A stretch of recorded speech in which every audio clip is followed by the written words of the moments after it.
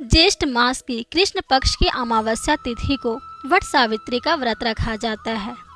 वट सावित्री का व्रत सुहागिन महिलाओं की ओर से रखा जाता है। इस दिन महिलाएं पति की लंबी उम्र के लिए व्रत रखती है। माना जाता है कि पौराणिक समय में सावित्री ने यमराज से अपने पति सत्यवान के प्राण वापस लाने के लिए यह व्रत रखा था। अखंड सौभाग्य प्रदान करने वाला वट सावित्री व्रत 19 मई शुक्रवार को है। इस दिन ज्येष्ठ माह के कृष्ण पक्ष की अमावस्या तिथि है। इस दिन दर्श अमावस्या और शनि जयंती का भी योग बन रहा है। इस दिन सुहागिन महिलाएं अपने पति की लंबी उम्र और सुखी दाम्पत्य जीवन के लिए वट सावित्री व्रत रखती हैं। वट सावित्री का व्रत सौभाग्य प्राप्ति के लिए एक बड़ा व्रत माना जाता है। तो दोस्तों, आइए जानते हैं कि वट सावित्री व्रत का शुभ मुहूर्त और पूजन विधि क्या है। साथ ही जानेंगे वट सावित्री व्रत कथा के बारे में और पूजा से जुड़ी संपूर्ण जानकारी आपको इस वीडियो में मिल जाएगी। तो आपसे निवेदन है, अगर आप शिवप्रिया ऑफिशियल चैनल पर नए हैं तो चैनल को सब्सक्राइब करना ना भूलें, ताकि वीडियो की नोटिफिकेशन सबसे पहले आपको मिल सके। तो दोस्तों, सबसे पहले बात करते हैं वट सावित्री व्रत शुभ मुहूर्त के बारे में। तो दोस्तों, हिंदू पंचांग के अनुसार वट सावित्री व्रत ज्येष्ठ माह के कृष्ण पक्ष की अमावस्या तिथि को मनाई जाती है। इस बार अमावस्या तिथि की शुरुआत 18 मई को रात 9:42 पर होगी और इसका समापन 19 मई को रात 9:22 पर होगा। उदया तिथि के अनुसार वट सावित्री व्रत इस बार 19 मई को ही रखा जाएगा। दोस्तों, अब बात करते हैं वट सावित्री व्रत शुभ संयोग के बारे में। तो दोस्तों, वट सावित्री व्रत के दिन शोभन योग का निर्माण होने जा रहा है, जो 18 मई को शाम 7:37 से 19 मई को शाम 6:16 तक रहेगा। साथ ही इस दिन शनि जयंती और ज्येष्ठ अमावस्या भी पड़ रही है। वहीं इस बार वट सावित्री व्रत पर ग्रहों की स्थिति भी बेहद खास रहने वाली है, क्योंकि इस दिन देव स्वराशि कुंभ में विराजमान रहेंगे, जिससे शश योग बन रहा है। ऐसे में शनि देव की पूजा से सुख फल की प्राप्ति होगी। इसके साथ ही इस दिन चंद्रमा गुरु के साथ मेष राशि में होंगे, जिससे गज केसरी योग बन रहा है। दोस्तों, अब बात कर लेते हैं वट सावित्री लेते हैं। प्रसिद्ध तत्वज्ञानी अश्वपति भद्र देश के राजा थे। उनको संतान सुख नहीं प्राप्त था। इसके लिए उन्होंने 18 वर्ष तक कठोर तपस्या की, जिनके उपरांत सावित्री देवी ने कन्या प्राप्ति का वरदान दिया। इस वजह से जन्म लेने के बाद कन्या का नाम सावित्री रखा गया। कन्या बड़ी होकर बहुत ही रूपवान हुई। योग्य वर न मिलने की वजह से राजा दुखी रहते थे।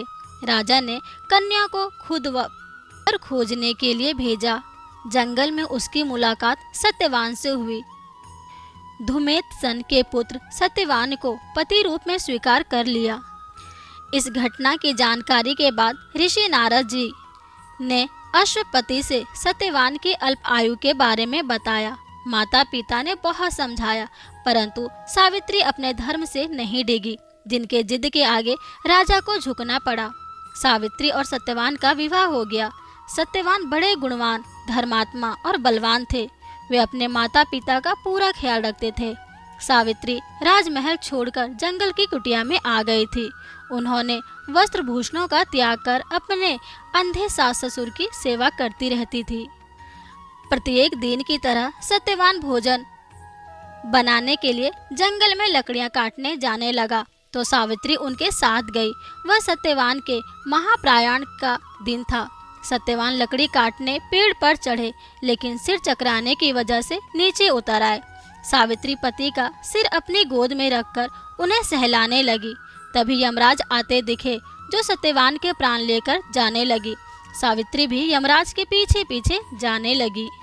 उन्होंने बहुत मना किया, परंतु सावित्री ने कहा, जहाँ मेरे पति देव जाते हैं वहाँ मुझे जाना ही चाहिए। बार बार मना करने के बाद भी सावित्री पीछे पीछे चलती रही। सावित्री की निष्ठा और पति परायणता को देखकर यम ने एक एक करके वरदान में सावित्री के अंधे सास ससुर को आंखें दी, उसका खोया हुआ राज्य दिया और सावित्री को देखने के लिए कहा। वहाँ लौटे कैसे? सावित्री के प्राण तो यमराज लिए जा रहे थे। यमराज ने फिर कहा कि सत्यवान को छोड़कर चाहे जो मांगना चाहे मांग सकती हो। इस पर सावित्री ने 100 संतानों और सौभाग्यवती का वरदान मांगा। यम ने बिना विचारे प्रसन्न होकर तथास्तु बोल दिया। वचनबद्ध यमराज आगे बढ़ने लगे। सावित्री ने कहा कि प्रभु, मैं एक पतिव्रता पत्नी हूँ और अपने मुझे पुत्रवती होने का आशीर्वाद दिया है। यह सुनकर यमराज को सत्यवान के प्राण छोड़ने पड़े। सावित्री उसी वट वृक्ष के पास आ गई जहाँ उसके पति का मृत शरीर पड़ा था।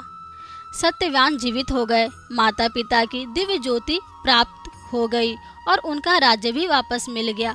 इस प्रकार सावित्री सत्यवान चिरकाल तक राज्य सुख भोगते रहे। अतः पतिव्रता सावित्री की तरह ही अपने सास ससुर का उचित पूजन करने के साथ ही अन्य विधियों को प्रारंभ करें। वट सावित्री व्रत करने और इस कथा को सुनने से व्रत रखने वाले के वैवाहिक जीवन के सभी संकट टल जाते हैं। तो दोस्तों, ये थी व्रत कथा। अब बात करते हैं उस विशेष उपाय के बारे में जो हमें आज के दिन करना चाहिए। तो दोस्तों, एक बरगद का पौधा जरूर लगवाएं। बरगद का पौधा लगाने से पारिवारिक और आर्थिक समस्या नहीं होगी।